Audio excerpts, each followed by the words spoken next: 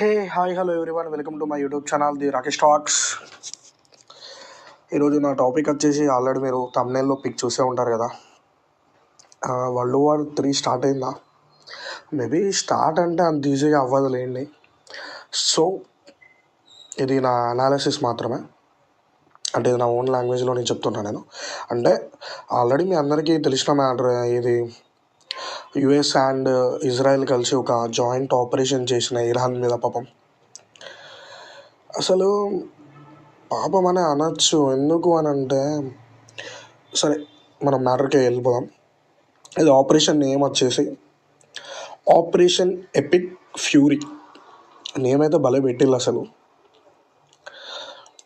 ఇది US and Israel కలిసి Iran మీద ఒక ఆపరేషన్ నేమ్ వచ్చేసి ఆపరేషన్ ఎపిక్ ఫ్యూరీ. అసలు ఏంది అసలు ఈ ఆపరేషన్ ఎందుకు చేసిళ్ళు, అసలు ఇరాన్ మీద ఎందుకు చేసిళ్ళు, అసలు కారణం ఏంటి, అసలు రీజన్ ఏంటిది అసలు. అక్కడ యుఎస్ ఆర్మీ అక్కడున్న సుప్రీం లీడర్ని వెతుక్కుంటూ పోయి మరి ఎయిర్ స్ట్రైక్స్ చేసి మరి చంపేసినాయి. ఎందుకు మరి ఇరాన్ సుప్రీం లీడర్ని అంతగానో చంపే అంత ఎందుకు అసలు? రీజన్ సింపుల్, ఏం లేదు అక్కడ. ఇరాన్ ఏంటిది అని అంటే, కొన్ని ఇయర్స్ నుంచి న్యూక్లియర్ వెపన్స్ టెక్నాలజీని డెవలప్ చేయాలి. మా కంట్రీకి కూడా న్యూక్లియర్ వెపన్ ఉండాలి, అణుబాంబు అనేది ఉండాలి. అది డెవలప్ చేసుకోవాలని చూస్తాను. ఇది కొన్ని కంట్రీస్కి నచ్చట్లే, మెయిన్ మిడిల్ ఈస్ట్ కంట్రీస్కి అసలు నచ్చట్లేదు. ఇది మెయిన్గా ఇజ్రాయెల్ అవ్వచ్చు, అక్కడ ఉన్న కొన్ని ఫ్యూ కంట్రీస్కి మెయిన్ రీజన్ అదే. ఇది వింటలేదు. అటు యుఎస్ చెప్పినా, ఇటు ఇజ్రాయెల్ చెప్పినా, నువ్వు ఇప్పుడు ఆ టెక్నాలజీ అంటే న్యూక్లియర్ వెపన్స్ని బిల్డ్ చేసే టెక్నాలజీని నువ్వు డెవలప్ చేయొద్దు, నువ్వు దాన్ని స్టాప్ చేయాలని చెప్పి అటు యుఎస్ అవ్వచ్చు, ఇటు ఇజ్రాయెల్ అవ్వచ్చు, అటు ఉన్న మిడిల్ ఈస్ట్ కొన్ని ఫ్యూ కంట్రీస్ అవ్వచ్చు, ఇరాన్కి ఆపోజిట్ ఉన్నాయి. సో ఇది కొన్ని ఇయర్స్ నుంచి చెప్తూనే ఉన్నారు, ఇరాన్ వినట్లేదు. సో అందుకే యుఎస్ అండ్ ఇజ్రాయెల్ కలిసి ఒక జాయింట్ ఆపరేషన్ చేసినాయి. దాని పేరే మీకు ఆల్రెడీ చెప్పినా నేను, ఆపరేషన్ ఎపిక్ ఫ్యూరీ. ఈ ఆపరేషన్ చేసి అక్కడున్న ఇరాన్ సుప్రీం లీడర్ని డైరెక్ట్ చంపేసిండ్రు మొత్తం. ఇప్పుడు చంపేసిండ్రు అక్కడున్న. ఇప్పుడు ఇరాన్ ఏం చేసింది, దీనికి కౌంటర్ అటాక్ కింద ఇప్పుడు ఏవైతే యుఎస్ మిలిటరీ బేస్ క్యాంప్స్ ఉంటాయో అక్కడున్న మిడిల్ ఈస్ట్ కంట్రీస్లల్లో, ఫర్ ఎగ్జాంపుల్ ఇది యునైటెడ్ అరబ్ ఎమిరేట్స్, యుఎస్ఏ కావచ్చు, అక్కడున్న కువైట్ కావచ్చు, ఇప్పుడు యుఎస్కి సంబంధించిన మిలిటరీ క్యాంపస్ మీద ఇటు కౌంటర్ అటాక్ చేసింది ఇరాన్ కొన్ని ఫ్యూ కంట్రీస్లో.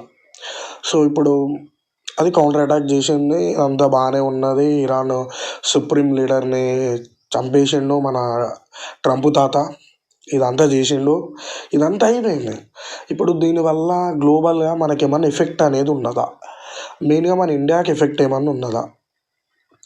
ఒక పక్క ఇదంతా జరిగింది, అంతా బాగానే ఉన్నది, అండ్ ఇంకో పక్క అటు పాకిస్తాన్ అండ్ ఆఫ్ఘనిస్తాన్కి వార్ అవుతుంది. అండ్ మనకు చాలా ఇయర్స్ నుంచి తెలుసు రష్యా అండ్ యుక్రెయిన్ వార్, అది అయితేనే ఉన్నది. అండ్ పాకిస్తాన్లో ఇంటర్నల్గా బలూచిస్తాన్, అది సపరేట్ కంట్రీ కావాలని పాపం అది ట్రై చేస్తా అని. అసలు ఏంటిది ఇదంతా, అసలు ఏం జరుగుతుంది అసలు మిడిల్ ఈస్ట్ కంట్రీస్లో? సో ఓకే, దీనివల్ల మన ఇండియాకి ఏమైనా ఎఫెక్ట్ ఉన్నదా అని అంటే ఉన్నది, ఖచ్చితంగా ఉన్నది. ఎక్స్పోర్ట్స్ అండ్ ఇంపోర్ట్స్ అవ్వచ్చు, పెట్రోల్ డీజిల్ రేట్స్ అవ్వచ్చు. అది పెట్రోల్ డీజిల్ రేట్స్ అనేటివి మేబీ అంటే ఇంక్రీజ్ అవ్వలేండి, మేబీ కొంచెం ఎఫెక్ట్ అనేది ఉంటుంది. మళ్ళీ స్టాక్ మార్కెట్ అవ్వచ్చు. ఎందుకు అని అంటే, ఇప్పుడు ఇరాన్ దగ్గర ఒక నియరెస్ట్ కంట్రీ, అది నాకు ఏం తెలీదు, అక్కడి నుంచే ఆల్మోస్ట్ పెట్రోల్ డీజిల్ అనేది ఎక్స్పోర్ట్ అవుతూ ఉంటుంది చాలా కంట్రీస్కి. సో ఇప్పుడు ఆ రూట్ అనేది క్లోజ్ అయింది, ఇరాన్ అనేది క్లోజ్ చేసింది. సో దీనివల్ల మేబీ పెట్రోల్ డీజిల్కి అటు ఎక్స్పోర్ట్స్కి కావచ్చు, అటు ఇంపోర్ట్స్ కావచ్చు, కొంచెం ఎఫెక్ట్ అయ్యే ఛాన్సెస్ అయితే ఉంది, పక్కా అయితే ఉంది. ఇప్పుడు మన ఇండియా ఈ వారికి ఎలాంటి స్టాండ్ అని అంటే, స్టాండింగ్ ఏం లేదు, జస్ట్ అది మన ఇండియా పని ఏదో మన ఇండియా పని చేసుకుంటూ పోతే జస్ట్ చూస్తూ ఉంటుంది అంతే. సో మై డియర్ ఫ్రెండ్స్, నేను ఇది బయట న్యూస్ ఛానల్స్ చూసి ఇది నా ఓన్ లాంగ్వేజ్లో నేను చెప్పడం జరిగింది. సో మీకు నేను చెప్పింది మీకు నచ్చినట్లయితే నా ఛానల్ని సబ్స్క్రైబ్ చేయండి, లైక్ చేయండి, అలానే షేర్ చేయండి. Thank you guys, thank you for watching. Okay, bye bye, ఉంటా.